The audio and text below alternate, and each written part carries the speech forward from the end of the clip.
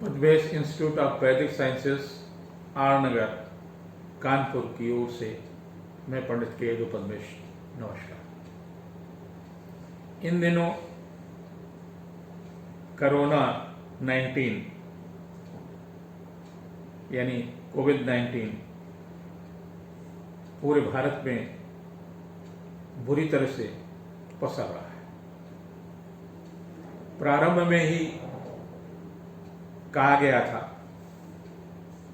ज्योतिष की गणना के अनुसार इसका प्रभाव 29 सितंबर तक, जब तक शनि वक्री रहेगा तब तक इसका प्रभाव विशेष रूप से रहेगा और खास तौर से जुलाई और अगस्त के महीनों में एक काफी प्रभावित करेगा। 21 जून को जब ग्रहण पड़ा, सूर्य ग्रहण, तब भी कई चैनलों के माध्यम से कहा गया ज्योतिष गणना के अनुसार कि फिल्म इंडस्ट्रीज को यह ग्रहण काफी प्रभावित करेगा और ऐसा अब दिख भी रहा है। करोड़ों करोड़ों व्यक्तियों के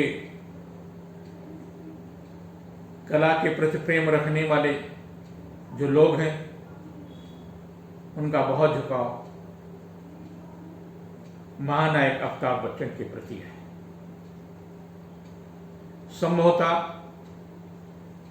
इतना आदर और लगाव किसी फिल्म अभिनेता को नहीं मिला होगा। आज परेशान है लोग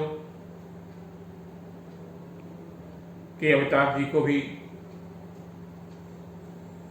कोरोना का वायरस हो गया है। कई लोगों ने, कई चैनल ने मुझसे इस संबंध में उनकी कुंडली का विश्लेषण चाहा। मैंने दिया तो मुझे लगा कि YouTube के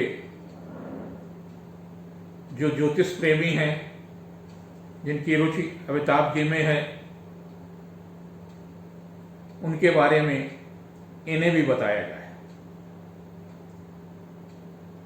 अमिताभ जी का जन्म 11 अक्टूबर 1942 को सायं 4 बजे इलाहाबाद में हुआ था। उस समय आकाश में कुंभ लग्न थी। चंद्रमा तुला का था, यानी उनकी जन्म की राशि तुला है। लग्नेश शनि चतुर्थ भाव में, छठे भाव में गुरु उच्च राशि का, सप्तम भाव में राहु और 8वें भाव में मंगल, शुक्र, सूर्य और बुध, नवम में चंद्रमा और लग्न में केतु। ये ग्रह स्थित थी। कुंभ लग्न या जो भी स्थिर लग्न है, वृष, सिंह, वृश्चिक और कुंभ, ये 4 लग्न स्थिर लग्न कहलाती है। इन लग्नों में यदि बृहस्पति गुरु 6ठे स्थान पर है, चाहे वो उच्च का हो या किसी अन्य राशि और नक्षत्र में हो, तो उसे जीवन भर कोई न कोई रोग होते रहते हैं, विरोधी भी होते रहते हैं, शत्रु भी होते हैं। और यही कारण है स्वतंत्र भारत की कुंडली वृषभ लग्न की है और 6ठे भाव में बृहस्पति है, जिस कारण से 1947 से लेकर के आज तक हमारे देश के अकारण शत्रु लोग बनते हैं, पड़ोसी बनते हैं। हम उनकी कितनी भी मदद करें फिर भी वो बनते हैं। अमिताभ जी की भी कुंडली में 6ठे स्थान पर उच्च राशि में गुरु है। जितना गुरु प्रभावशाली होगा उतना ही अधिक बीमारियां देता है। ढेर सारी बीमारियां अमिताभ जी को दे रखी है इस बृहस्पति ने। और इसका कोई इलाज भी नहीं है। मन की ताकत, स्वयं की मन की ताकत ही इसका इलाज है। छठे भाव का बृहस्पति उनको रोग देता है। वर्तमान में शुक्र की महादशा में चंद्रमा का अंतर है जो 5 नवंबर 2020 तक चलेगा। चंद्रमा भाग्य स्थान पर छठे स्थान का स्वामी है। छठा स्थान रोग का होता है। रोग का भाव का स्वामी चंद्रमा है और भाग्य स्थान पर बैठा है, यानी भाग्य से भी उन्हें रोग मिलेंगे और भाग्य से भी वो ठीक होते हैं।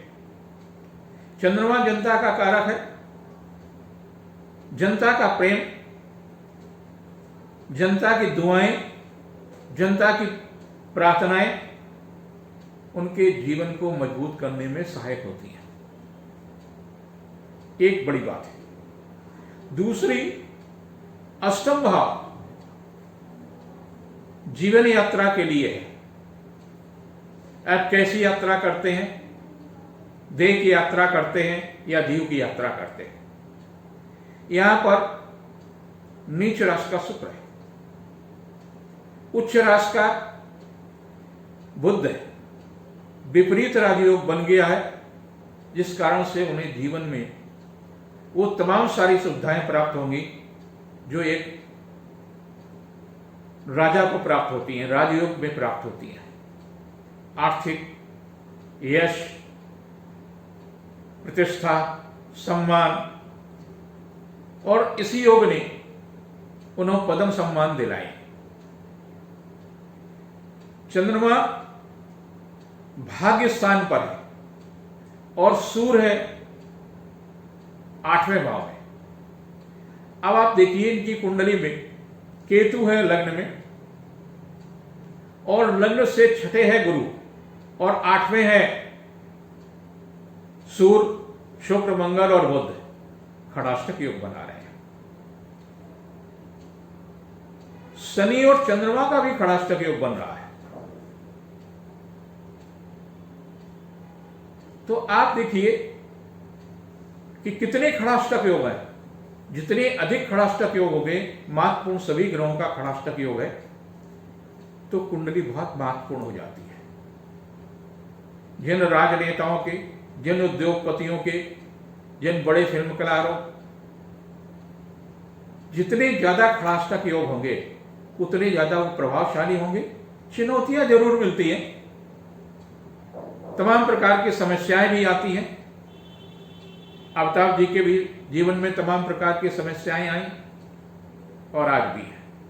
आज स्वास्थ्य की समस्या है, देश चिंतित है।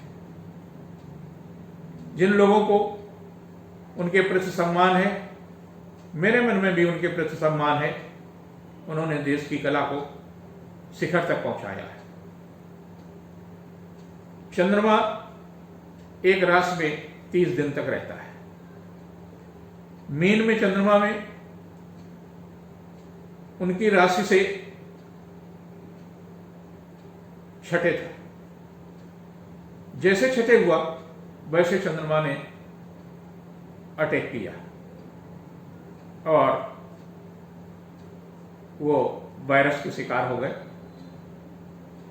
अब उनके लिए 16, 17, 18 जुलाई की जो तिथियां हैं उस समय भी 8वें होगा चंद्रमा। तो जब 8वें चंद्रमा होगा तो कहीं ना कहीं कष्ट देगा। ये तिथियां काफी कमजोर हैं, काफी निर्बल हैं, और चंद्रमा अपने से जब 8वें होता है तो कहीं ना कहीं पीड़ा को बढ़ा देता है। लेकिन उनके साथ में देश की दुआएं हैं, उनके आशा और विश्वास रखने वाले लोगों की संख्या करोड़ों में है, उनकी प्रार्थनाएं हैं। जनता का कारक ग्रह चंद्रमा है, उनकी प्रार्थनाएं हैं।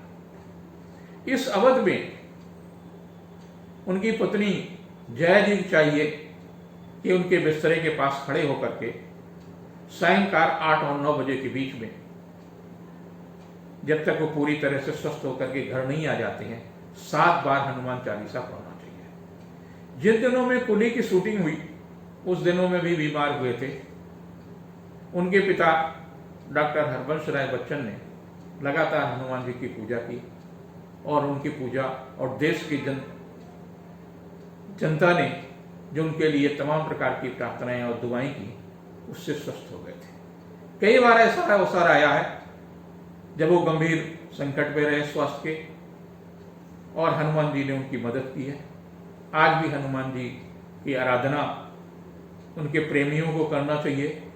सायंकाल खड़े होकर के 7 बार हनुमान जी का चालीसा पढ़ें और उनके लिए दुआ करें, निश्चित रूप से ये लाभ होगा। चंद्रमा के बाद में मंगल की महादशा काफ़ी चुनौतीपूर्ण होगी, जो नवंबर के बाद आएगी और वो 14 महीने के लगभग होती है। इस अवधि में कई लोगों को इस तरह की गंभीर बीमारियां हो जाती हैं।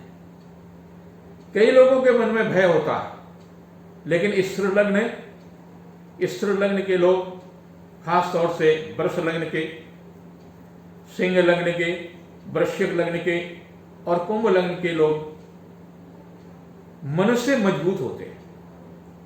कहते हैं मन के हारे हार है, मन के जीते जीत। मन से मजबूत होने के कारण से, आत्मबल होने के कारण से ऐसे लोग तमाम प्रकार की समस्याओं का सामना करते हुए विजयश्री प्राप्त करते हैं और विश्वास है विजयश्री प्राप्त फिर करेंगे।